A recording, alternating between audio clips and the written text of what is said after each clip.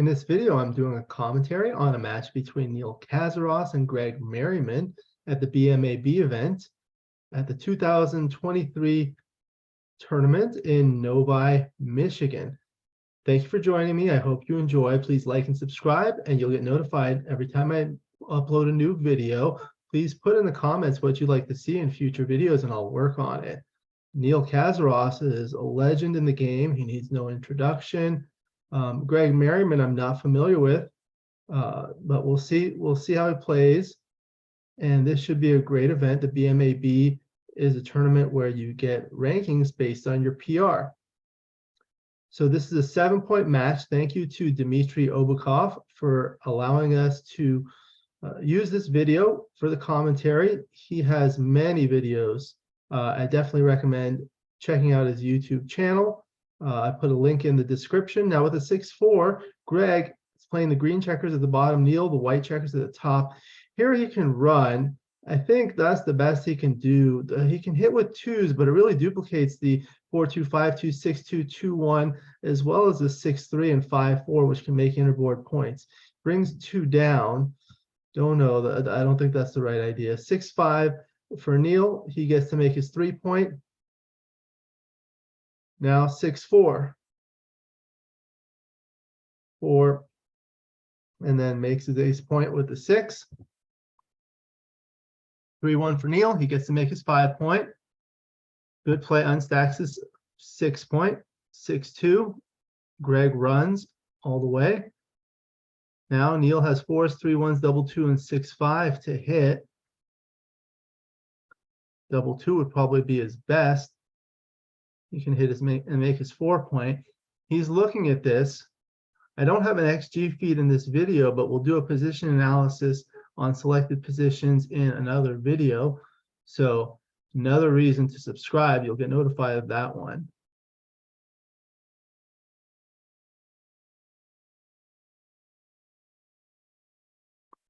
He does decide to roll, and he rolls a 5-3, probably 13-8.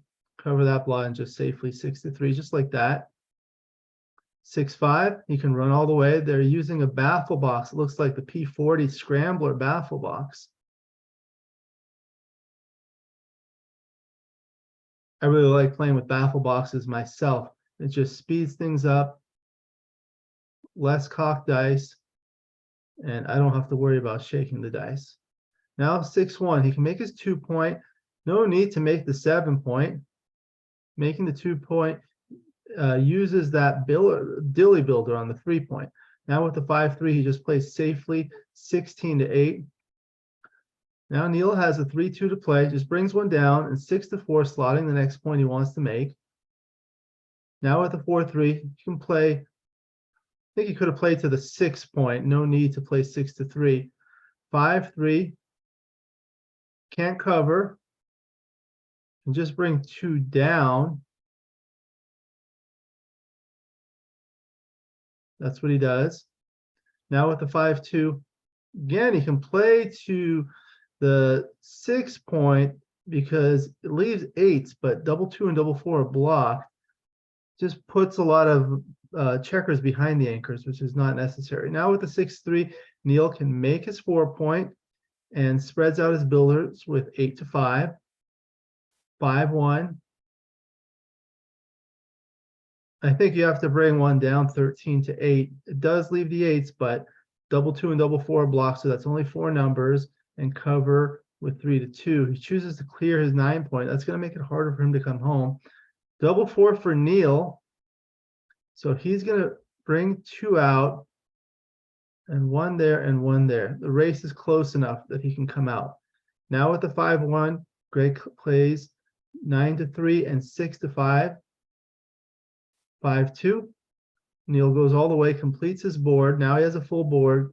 Greg has to be careful. With the 6-1, he plays 8-2, and he can unstack from 4-3. Good play. Next is 6-1. 6 is forced.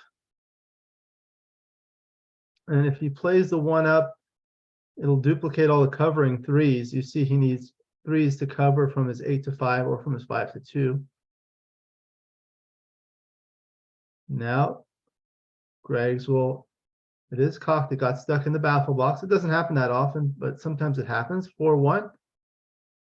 He can't clear his midpoint. Brings one in and covers his 2-point. Now 2-1.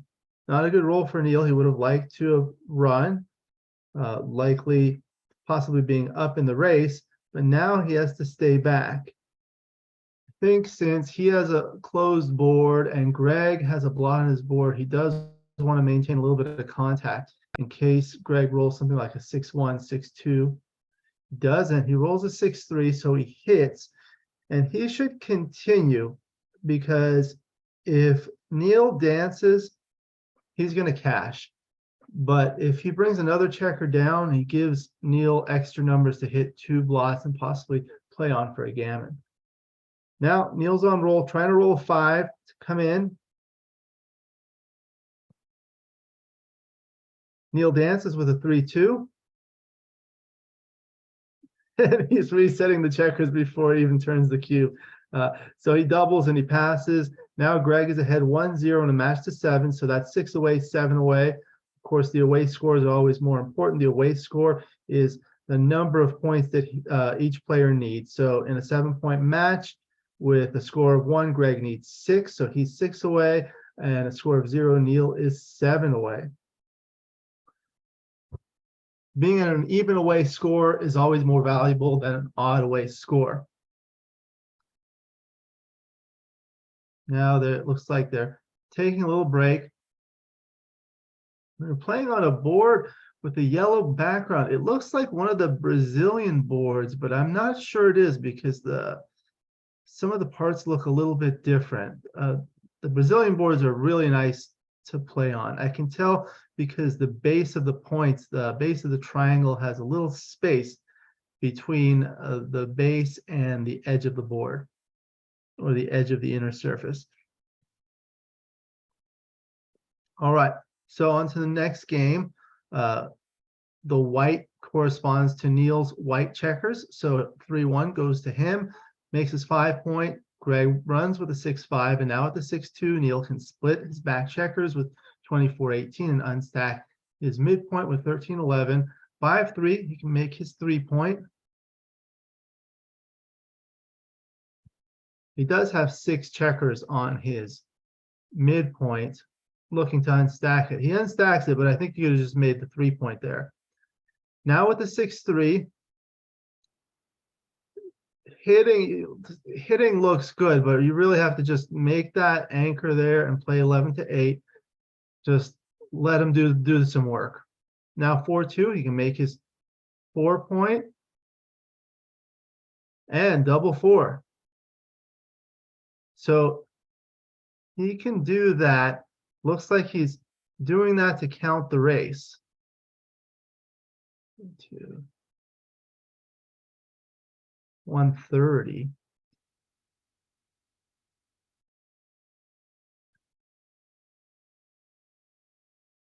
$141. So he's up by 11 pips. He's counting the race. So up 11. I think you could attack, make the 4-point on head, and make the 2-point. And if he dances, you have a pretty strong position for a cash or a play on. Or he can do some sort of a middling play.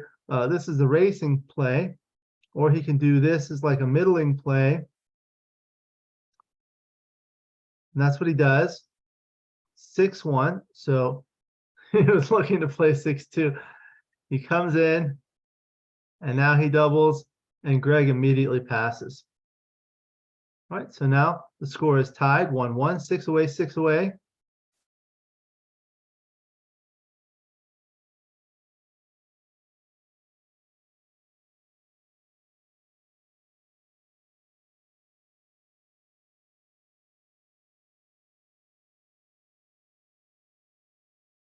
The Michigan tournament is run by Carol Joy Cole every year around the 4th of July weekend, and it's very well attended. I haven't been to it before, but I definitely recommend it. Everyone says it's really good. So now Neil has a 6-5. He runs double 6. Good roll. He can make his bar point and his 9-point. Just like that. Now Neil rolls a 5-2. brings 2 checkers down. He can contain that checker. He has a double and quick take by Neil. 6-2, runs all the way. Does have a big lead in the race. And a prime, and only 1 checker back. But Neil's able to hit back with a 4-2, making his 9-point. Neil always talks about the strength of the 9-point. It's a really strong point. Comes in with the 5-2. Neil misses, but he's able to make his 3-point with the 5-3 and 3-2. Greg safeties that checker. Now, Greg just wants to bring things home safely with the 4-3. Neil can make his 5-point. Don't think he needs to step up. Just make that stronger board, have a 3-1 board advantage. Now, 6-3. He can make his 3-point. That's what he does. He does leave a blot. 8's hit, but not 6-2 or double 2.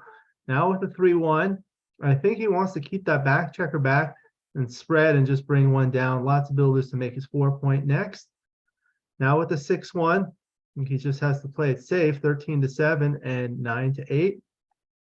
Now Neil's on roll. He can make his 4-point nicely with that 2-1. So now he has a strong 4-point board and a 4'. Greg has to be careful, plays the 5-4 safely, making his 2-point. It is deep, but he can make it. Now with a double 1, he's going to make his bar point and just shift from 10-8. 5-3. You can just bring 2 down. In the new US BGF rules, you are allowed to play with the baffle box, dropping the dice with your hand. And you may not force someone to use a cup into the baffle box. I think that's a good idea. Double 1, so he can make his 8-point and just bring his checkers down. He obviously can't move his back checker, just like that. Now, double 1, he can make his 5-point, leave 6-3, but it makes the 4-point board. And what's plan B? You really want to fill that gap. And that's a good roll to do so. Now 5-2, bringing that checker to the 6-point is a very good place to put it.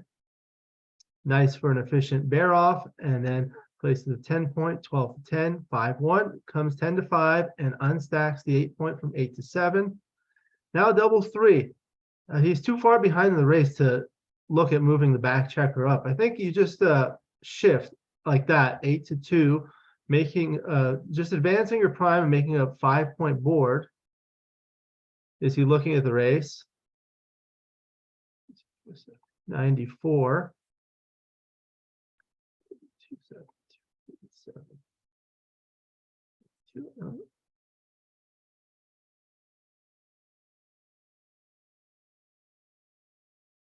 82.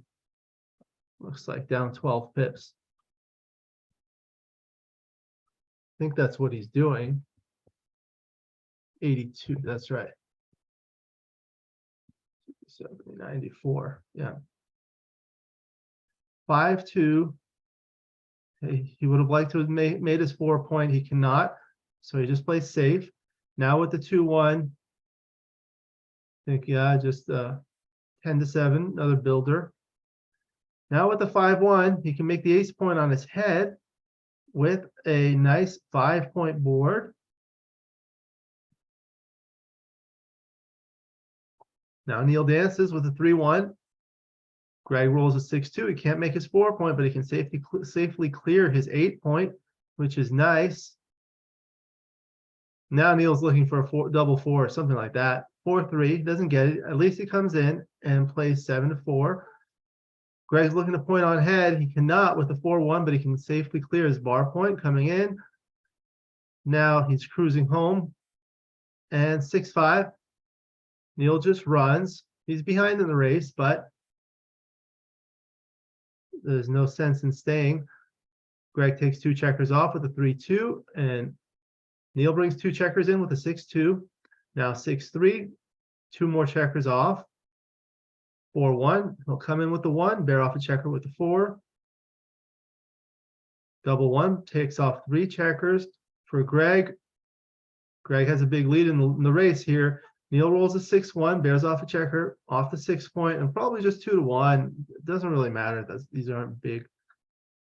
Now with the 2-1, Greg bears off a checker and plays 5-4 and stacking. It's 5.41. Neil bears off 2 checkers. Now Greg, 4-3, bears off 2 checkers. I like the fast speed of the play. Makes it hard to keep up with the commentary. 5-4 bears off 2 checkers. Now double 2 bears off a checker and plays 6-4. 5-4 bears off 2 checkers. I know people like it when I call the rolls because sometimes it's hard to see. 4-3 bears one off and plays 5-2. Now with the double 4, it's forced 6-2 3 times and 5-1.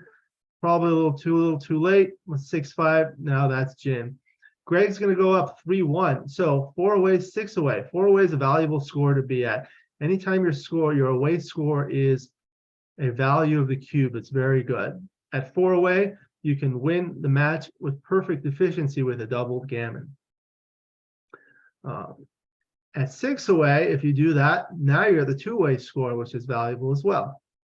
Now with the 6-5, Neil opens with the 6-5, runs a back checker. That's the lover's leap. Now the 4-1. You're not supposed to slot here. Only with the 2-1 you're supposed to slot. With the 5-1 and 4-1, you're not supposed to slot after 6-5. He does. He gets hit with the 5-4, hits and continues. Now a 2-1 comes in and slots his 5-point. 6-3. Just play like that. Gives him some shots. Duplicates the 8s, but he has a blot on his board. Now with the 6-4. He covers and brings one down, 13-7. 6-3, that's cocked. But he rolls a 6-3 again, makes his bar point. Nice solid 3 prime, blocking his back checkers. Now with the 3-1, down, and makes his bar point. 4-1, great roll for Neil. Makes his 5-point and unstacks his 6-point. That's a strong position. He has a solid 4 prime. Now 4-1, 1, and slot.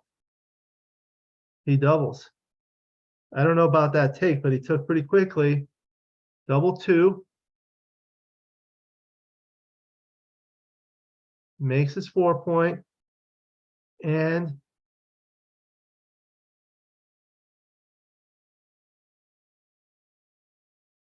he goes 13-9. 3-1.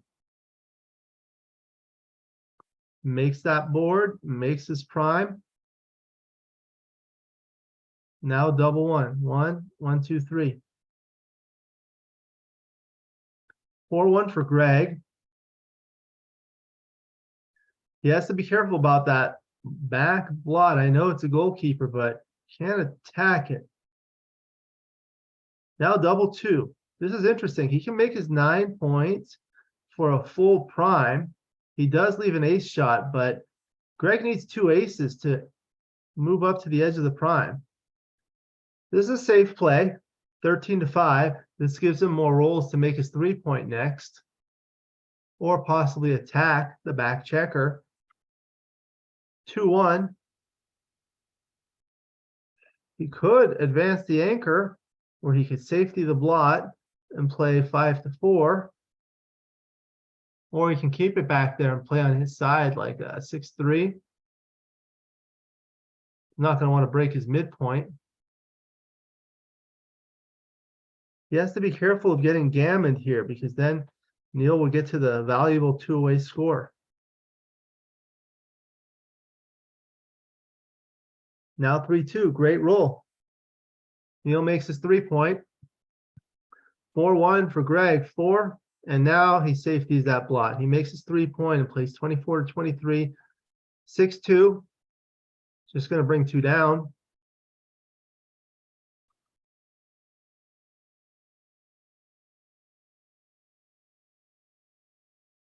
Five, 2. Just play 13-6.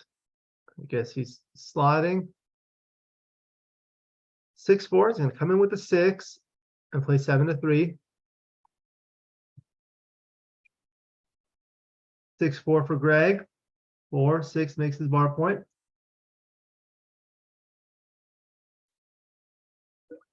Neil rolls a 4-2. Good roll for clearing his 8-point, puts spares everywhere. Now 6-3 for Greg. Nice roll. Comes out, makes his board. Now he's a 5 prime and a solid 6 prime and a 5-point board on his side. So he's ready to hit a shot and he has some time for mobility. 2-1. I think he's just going to want to clear. He can play 3-1, but is that necessary? I think he could just play 7-4. Just like that. Now Greg rolls double 6. Comes in, he's still way behind in the race. So I think he's going to have to make his ace point.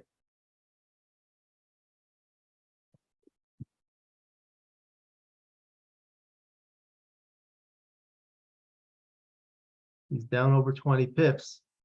Now 6-2, he clears his bar point. Double 1. Can't move his back checker, so he plays 5-1. 3-2. Just bears one off the 5 point, keeping his spares in case Greg runs off. 3-2. He's going to break his 6 point, playing 6-1. 2-1. Bears off a checker and probably 3-1 if he's going to do that. That's what he does. 6-4. He's forced to run. Goes all the way. 6-1. Bears off 2 checkers. He would have liked a point on head, but didn't get the roll. 6-1. Greg makes his board. Now, Neil rolls a 4-3. Doesn't leave a shot. Probably just make his ace point. Just like that. Now 5-2. He's so far behind in the race. Neil is telling him what to do. Play on his side of the board. Double 4. So he's going to do that. And 5-1 twice. Now if Greg dances, Neil has some bad numbers that will leave a blot. He does not. He just rolls a 6-5, comes in, racing. 5-4, bears off 2 checkers. Greg's trying to roll big. Double 3, brings one into the 5 point, and he can bear a checker off, which he does. Now, Neil rolls a 3-2, bears off 2 checkers. Might be a little too late. 5-1, bears off 2 checkers. Too little too late for Greg. Double 2, bears off 2 checkers, and he concedes that. So now it's tied at 3. 4-way. This is a very interesting and sensitive score. Either player can win with a doubled gammon. So you have to be careful of gammon wins, gammon losses, and doubling.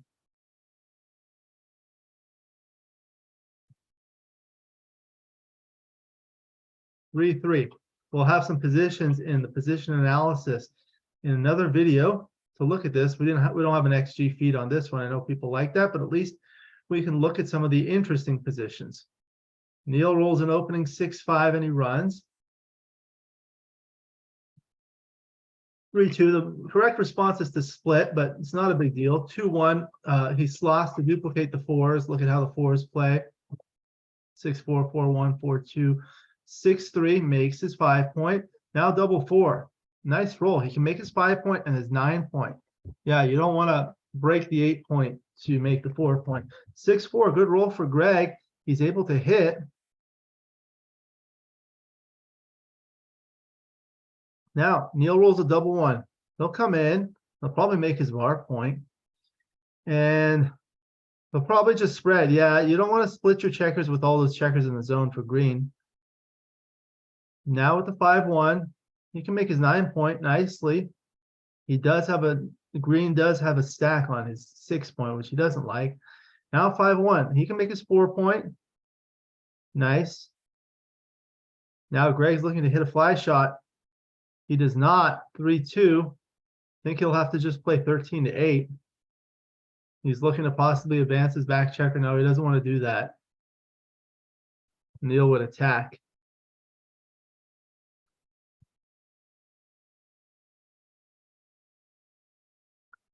Neil's looking. Is this a double yet?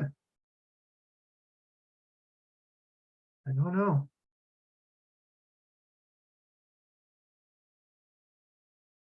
May be able to contain him, but he decides to roll on. 6-5. He could have run, but he makes his 3 point. That's going to hem green in, but Greg rolls a nice double 2 to come back. Now it's a prime versus prime game. 5-2. Oh, good play. He has to hit and split. Otherwise, his back checkers are going to get stuck.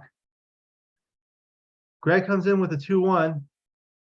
He doesn't hit. He just needs to get to the edge of the prime. Now 3-2. He advances and then just plays down. Now, Greg can come out with a 6 and hit with aces. And a 6-2 and 6-5 also hit. Neil's going to take. Most of these prime versus primes are take. 4-2, he just plays on his side of the board. Now 5-2. Look at that. Neil made a full prime of his own. Now double 6. Wow. Would have been able to escape had Neil not made the prime. Now Neil's looking at possibly redoubling for the match. When you redouble for the match, there's no cube, so there's no value of owning the cube. If he rolls a 6, it's pretty much lights out.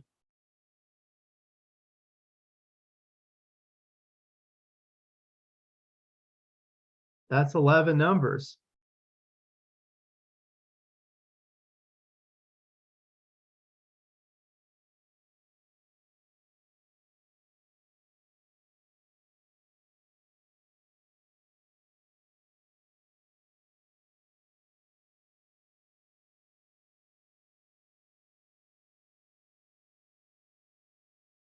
So if he redoubles to 4 and Greg takes, it's going to be for the match.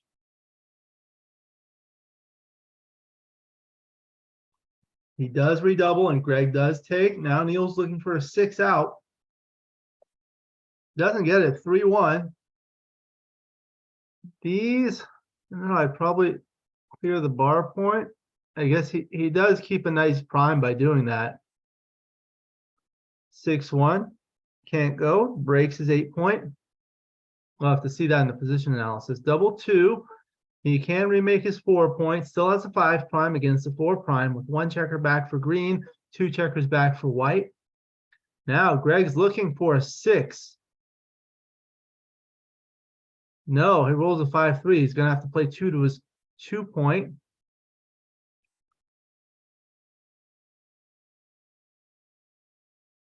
(5-2). So he can come out, but at DMP, these are the times where you have to kind of just play aggressive.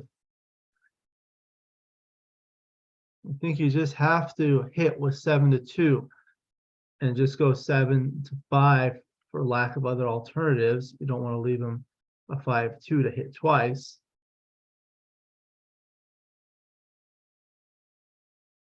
Neil is behind in the race,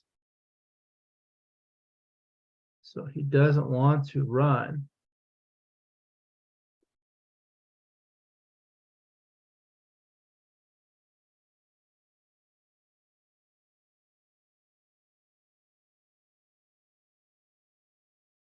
He's down 22 pips, 77.99 it looks like, before the roll, and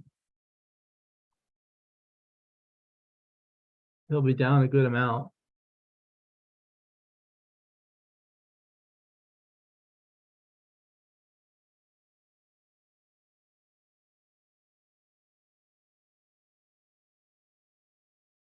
All right, he does that. Now Greg's looking for a 2. Doesn't get it. He dances with a 4-3. Now Neil wants a 6 or a 5 to come out, or a 3 or a 1 to cover. And he rolls perfect. 5-3. Escapes 1 checker and covers. Now Neil's a big favorite. He rolls a 4-3. He can't escape his back checker. And double 4, that's an anti-joker, a root number. He can't escape his back checker. He's forced to clear a 6 point. Now Greg can come in with a 6 to make it exciting. No, he dances with a 2-1.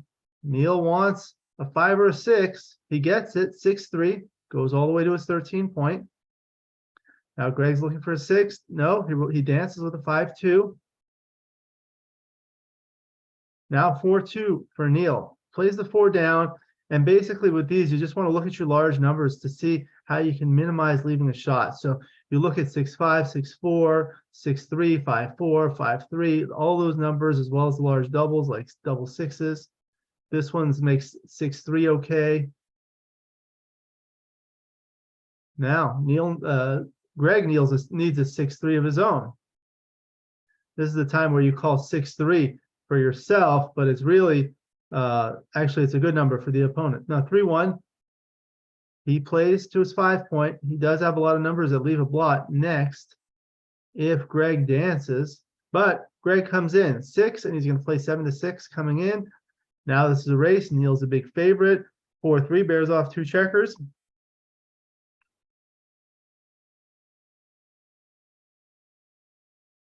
Double 6, good roll for Greg. 2 to the ace point. Gets him closer. Neil rolls a 6-1, bears off 2 checkers. Now 4-3, he misses, but he bears off 1 off the 4 and plays 6-3 with the second one. Now 4-1 for Neil, bears off 2 checkers, creating a gap on his 4-point now. 4-1 for Greg, bears off 2 checkers. 5-4, bears off a checker and plays 5-1. Greg rolls a 6-5, good roll, bears off 2 checkers, 1 off his 6, 1 off his 5. He'll still need something good.